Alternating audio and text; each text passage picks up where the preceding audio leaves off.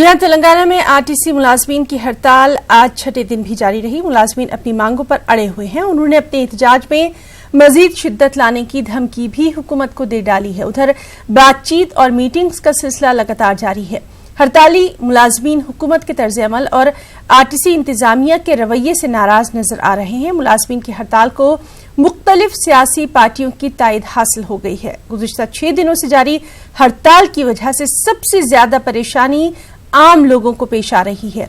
लोग अपनी मंजिलों तक पहुंचने के लिए प्राइवेट गाड़ियों, मेट्रो खिदमात और एमएमटीएस ट्रेनों की खिदमात हासिल कर रहे हैं। दूसरी जानिब आरटीसी हड़ताल के सबब दशहरे की छुट्टियों में मजीद 2 दिनों का इजाफा करने का आज बाज़ाब्ता ऐलान होने वाला है। रियासती हुकूमत ने दशहरा त्यौहार के पेश नजर 13 अक्टूबर तक छुट्टी का ऐलान किया था, जिसे बढ़ाकर अब 15 अक्टूबर तक कर दिया जाएगा। 16 अक्टूबर से स्कूल और सरकारी दफातर अपने कामकाज का आगाज कर देंगे।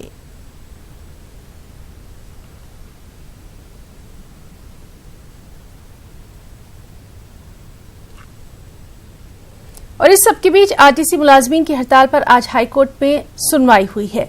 अदालत में हुकूमत और फरीकीन ने अपने अपने बयानात कलमबंद करवाए। अदालत ने मुसाफरीन को बेहतर से बेहतर सहूलियात फराहम करने की हुकूमत को हिदायत जारी की। साथ ही जायद किराया वसूल किए जाने पर भी अदालत ने सख्त बरहमी का इजहार किया है।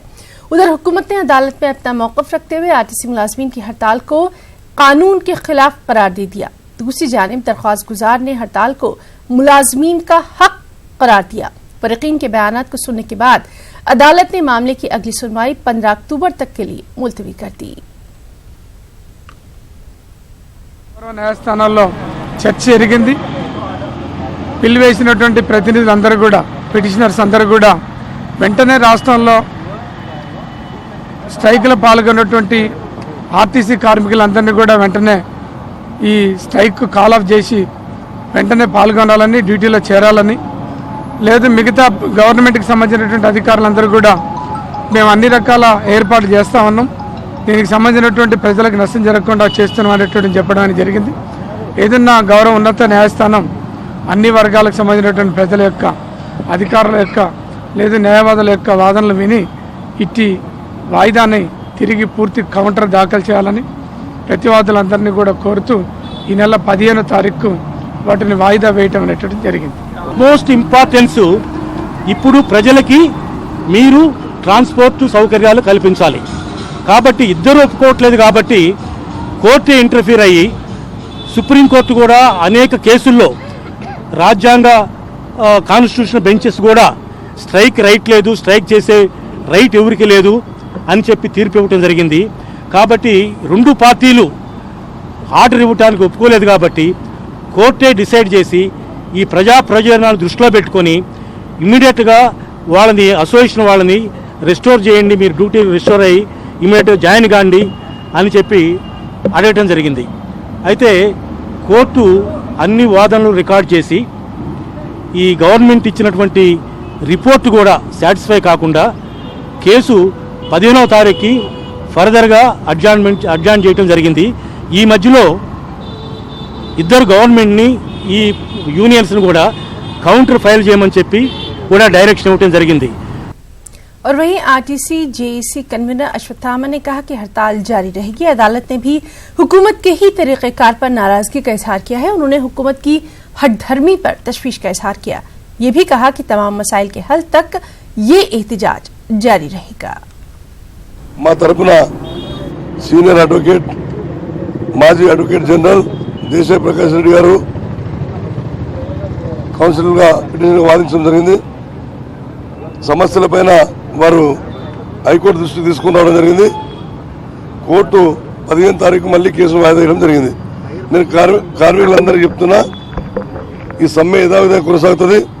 దేశవ్యాప్తంగా, ప్రపంచవ్యాప్తంగా మీ యొక్క పోరాటాన్ని సమాజం చూస్తుందో, సభ్య సమాజం ఈ ఆర్టీసీ కార్మికుల తెగువ పోరాట స్ఫూర్తిని దీన్ని కాపాడి, అదేవిధంగా కాపాడి ఈ సమ్మెను ఉధృతం చేయాల్సిందిగా భవిష్యత్తు కార్యాచరణ ప్రకటిస్తాం. ఎక్కడైతే అక్రమ అరెస్టులు జరిగాయో మేము ప్రభుత్వ తీరును గర్విస్తున్నాం, ఖండిస్తున్నాం. ఏదైతే తెలంగాణ ఉద్యమంలో పోరాటంపైన ఇలా పోలీసు కేసులు వేసి మహిళా కండక్టర్లను కూడా చూడకుండా దారుణంగా ఏదైతే మీరు ప్రవర్తిస్తున్నారో దీన్ని సభ్య సమాజం తలవంచుకునే దిశగా ఉంది. ఇప్పటికైనా ముఖ్యమంత్రి వాస్తవాలు గ్రహించి ప్రజలకు ఇబ్బంది కలగకుండా తెలంగాణ ఉద్యమంలో పోరాడిన ప్రధాన పాత్రలో మేము ఒకరం. మరి మా కార్మికుల న్యాయమైన డిమాండ్లను పరిష్కరించే దిశగా వెళ్ళాలి. ఏదైతే రిక్రూట్మెంట్ నియామకాలు అన్నవి ఎటువంటి పరిస్థితులు చెల్లనేరవు. కార్మికులు ధైర్యంగా ఉండండి. మన ఉద్యోగాలు ఎవ్వరు ఎక్కడ పోవు. ఇదే స్ఫూర్తితో ఉద్యమాన్ని కొనసాగించండి. और वहीं वरंगल में आरटीसी मुलाजमीन का एहतजाज कशीदा सूरत हाल इख्तियार कर गया। आरटीसी को हुकूमत में जम करने तक एहतजाज जारी रखने पर बजित मुलाजमीन ने बड़ी रैली निकाली। रैली के दौरान पुलिस ने रुकावटें खड़ी करने की कोशिश की और इस दौरान पुलिस और एहतजाजियों के दरमियान तसादुम देखा गया और इस तसादुम में कई खातून एहतजाजी मुलाजमीन जख्मी हो गईं। पुलिस ने एहतजाजियों को गिरफ्तार करते हुए पुलिस स्टेशन मुंतकिल किया। एहतजाजी मुलाजमीन को MRPS और असातिज़ा तंजीमों की तायद भी हासिल हो गई है।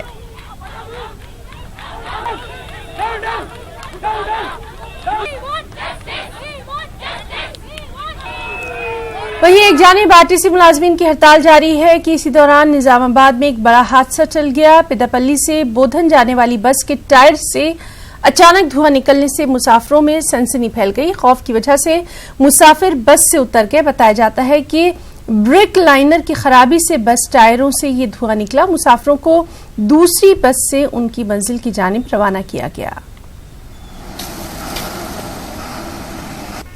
और इस सब के बीच तेलंगाना आरटीसी के एक ड्राइवर की दिल का दौरा पड़ने से मौत भी हो गई है। जिला संगारेड्डी के रामचंद्रपुरम के रहने वाले खलील मियां हड़ताल के दौरान मुलाजमत से निकाले जाने के बाद बेहद मायूस हो गए थे। वाज़ेह है कि तेलंगाना हुकूमत ने आरटीसी के 48,000 हड़ताली मुलाजमीन को बरतरफ कर दिया है और 6 दिन से तेलंगाना आरटीसी मुलाजमीन हड़ताल पर हैं। హెల్త్ ఆర్టీసీ సమ్మె జరుగుతుందని టెన్షన్లో తీసుకొని అలాంటి కారణంలో నిన్న రాత్రి హాస్పిటల్ తీసుకెళ్లేసరికి హార్ట్ అటాక్ వచ్చి ఎక్స్పైర్ అయిపోయేటట్టు నిన్న రాత్రి ఈరోజు పొద్దున తీసుకొచ్చాం. ఆర్టీసీ స్ట్రైక్ వచ్చి మా ఉద్యోగాలు తీసేస్తాం, ఆర్టీసీల నుంచి బయటకు కోల్పోతారు మీరు ఉద్యోగాలు అని అలాంటి టెన్షన్ తీసుకొని ఆయన హార్ట్ అటాక్తో ఎక్స్పైర్ అయ్యేటట్టు జరిగిపోయింది. ఇంకా జీతం లాస్ట్ మంత్ జీతం కూడా రాలే. ఇంకా మేము స్టూడెంట్స్ మేము ఎవరు మాకు చూసేవాళ్ళు లేరు. ఏదైనా ప్రభుత్వం నుంచి మాకు సహాయపడాలని కోరుతున్నాం. और सिर्फ यही नहीं बल्कि तेलंगाना आरटीसी में खिदमत अंजाम देने वाली बीवी की मुलाजमत चले जाने के खौफ की वजह से एक शौहर को दिल का दौरा पड़ गया, जिसके नतीजे में उसकी मौत भी हो गई।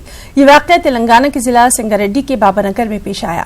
खानदानी जरा के मुताबिक 49 साल के किशोर एक प्राइवेट कार ड्राइवर के तौर पर काम करता था। उसकी बीवी नागरानी आरटीसी में मुलाजमत करती थी। हड़ताली वर्कर्स को मुलाजमत से बर्खास्त करने पर शौहर मायूसी का शिकार हो गया और दिल का दौरा पड़ने से नींद में ही उसकी मौत हो गई।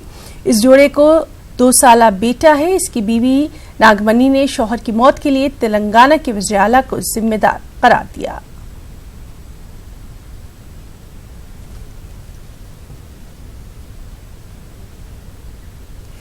और आरटीसी हड़ताल को लेकर हुकूमत के तरीक़ेकार पर मुख्तलिफ गोशों से तनकीदें भी सामने आ रही हैं। हड़ताल 6ठे दिन में दाखिल हो गई है। एक जानिब हड़ताली मुलाजमीन अपने मुतालबात को लेकर अटल हैं, जबकि दूसरी जानिब हुकूमत भी मुलाजमीन के मसाइल पर तवज्जो देने से कासिर नजर आ रही है। आरटीसी मुलाजमीन ने आज संगारेड्डी में नीम बरहना होकर अपना एहतजाज भी किया। इस दौरान रैली निकाली गई। रैली में शरीक हड़ताली आरटीसी मुलाजमीन ने हुकूमत के खिलाफ नारेबाजी की। बीजेपी ने भी हड़ताली मुलाजमीन की तायद का ऐलान कर दिया है।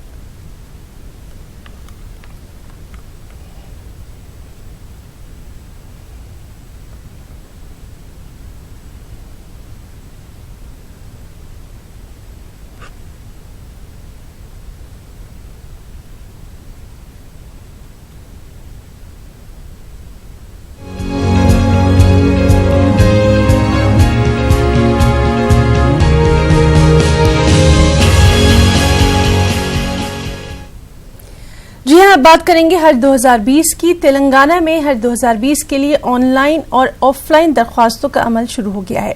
हैदराबाद हज हाउस में एक तकरीब का इनेकाद किया गया। इस तकरीब में वज़ीर दाखिला मोहम्मद महमूद अली ने शिरकत की। इस मौके पर तेलंगाना हज कमेटी के सदर नशीन मसीउल्लाह खान और दीगर मौजूद रहे। वज़ीर दाखिला ने आज़मीन हज के लिए बेहतर से बेहतर इंतजामात करने का यहाँ ऐलान भी किया।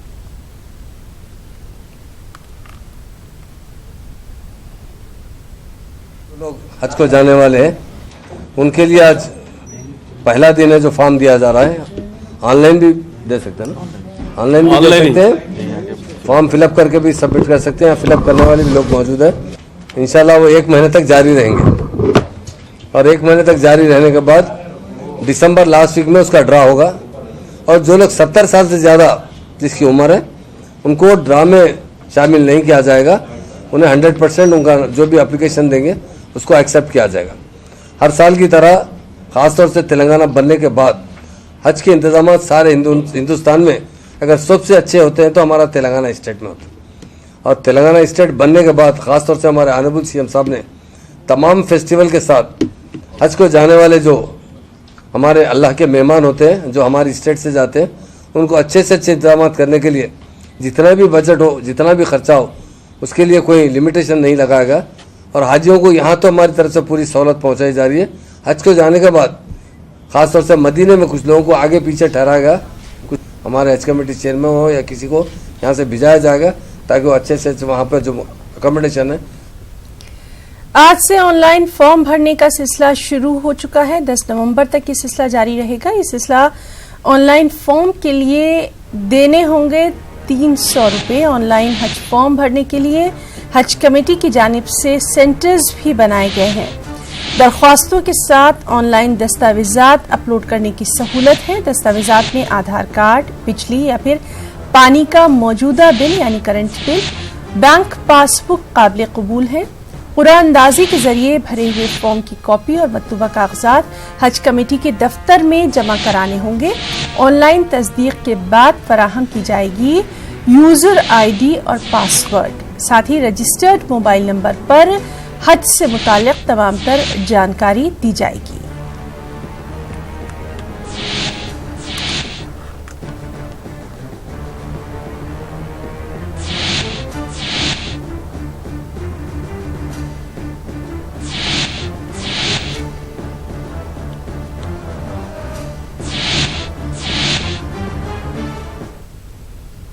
हैदराबाद में 2 रोजा इंडियन हज और उम्रा एक्सपो 12 और 13 अक्टूबर को KLCC कन्वेंशन हॉल शमशाबाद में मुनक्किद किया जा रहा है। इस प्रोग्राम में travel agencies, hotels, IT service provider, उम्रा ग्रुप्स, मोबाइल कंपनियां, ट्रांसपोर्ट कंपनियों, कैटरिंग कंपनियां समेत तकरीबन 45 मुख्तलिफ कंपनियों के नुमाइंदों की शिरकत की तवक्को की जा रही है। एक्सपो में 25 सऊदी अरब की कंपनियां और हिंदुस्तान के मुख्तलिफ शहरों से वाबस्ता 20 कंपनियों के मंदोबीन शिरकत करने वाले हैं।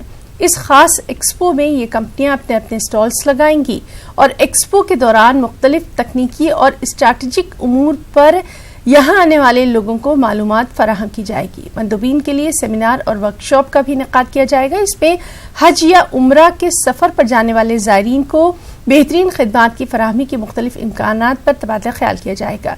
तवक्को की जा रही है कि एक्सपो के दौरान शराकतदारों के माबैन ज्यादा से ज्यादा हम आहंगी के लिए कई मुआहदों पर दस्तखत किए जाएंगे। उम्रा एक्सपो जो सो कर रहे हैं जिसमें से तकरीबन सऊदी अरेबिया की 25 कंपनियां, होटल्स, उम्रे के और ट्रांसपोर्टेशन, कैटरिंग के कंपनियां आ रहे हैं और लोकल से जो इंडिया से जो है इंडिया लेवल से नियरली 25 इंडिया लेवल से भी जो हज एंड उम्रे की कंपनियां आ रहे हैं ट्रैवल्स वाले।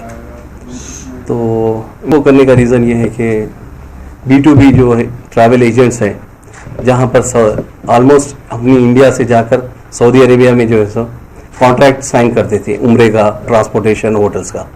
मगर हम एक प्लेटफॉर्म लेकर आ रहे हैं जिसमें यहाँ इंडिया में हैदराबाद में KLCC में जो हो रहा है एक्सपो, वहाँ पर ही जो सो तकरीबन पूरे एजेंट्स वहाँ पर मिलकर जो कॉन्ट्रैक्ट्स है, उम्रे का कॉन्ट्रैक्ट हो या ट्रांसपोर्टेशन, होटल्स, इस तरह कॉन्ट्रैक्ट उन लोग से शेयर कर ले सकते हैं। जो भी है बिजनेस, इन्वेस्टमेंट्स, ये तकरीबन चीज़ें जो सो एक दूसरों के साथ मर्ज करके काम कर सकते हैं। हमारा मेन रीज़न यही है कि सऊदी और इंडिया की जो भी कंपनी से वो एक दूसरों से कोलाब होकर जैसे काम करें इंशाल्लाह। हैदराबाद के इलाके तालाबकुट्टा में एक 14 साल के लड़के की डेंगू की वजह से मौत हो गई। शेख अकील की मौत पर इलाके में गम का माहौल है। अवाम ने GHMC से इलाके में साफ सफाई का बेहतर इंतजाम न होने पर बरहमी का इजहार किया। लोगों का कहना है कि इलाके में कचरे के ढेर, गंदगी और मच्छरों से लोगों की जिंदगियों को खतरा है। जीएचएमसी मेयर, कमिश्नर और वजीर बल्दी नज्म व नस्क को इलाके में सफाई का बेहतर इंतजाम करने की मांग की गई है ताकि अवाम को अमराज और मौत से बचाया जा सके। हुकूमत एक जानिब तेलंगाना में डेंगू के अमराज की तादाद को कम बता रही है, वहीं दूसरी तरफ रियासत में लगातार अमवात का सिलसिला है कि रुकने का नाम नहीं ले रहा।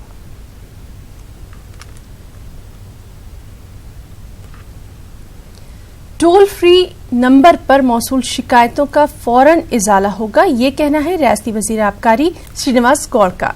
रियासती वजीर ने आबकारी भवन में कमांड कंट्रोल रूम का जायजा लिया। नामपल्ली आबकारी भवन में उन्होंने एक इजलास मुनक्किद किया। इसमें डिप्टी कमिश्नर्स ने शिरकत की। रियासत के 33 अजला में 34 रिटेल वाइन शॉप एप्लीकेशन के मराकज कायम किए गए हैं। रियासती वजीर ने आबकारी ओहदेदारों को चौकसी बरतने का भी हुक्म दिया।